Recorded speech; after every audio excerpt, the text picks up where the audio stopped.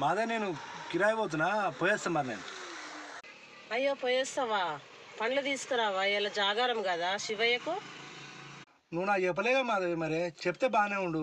నువ్వు నాకు చెప్పినా నేను గడ్డ పోయి వచ్చి నేను నాకు చెప్పవైతే నాకేం తెలియదు, నాకు తెలియదు ఇప్పుడు.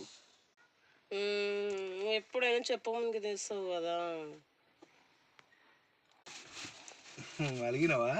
తెచ్చిన చూడు. థ్యాంక్స్ అండి.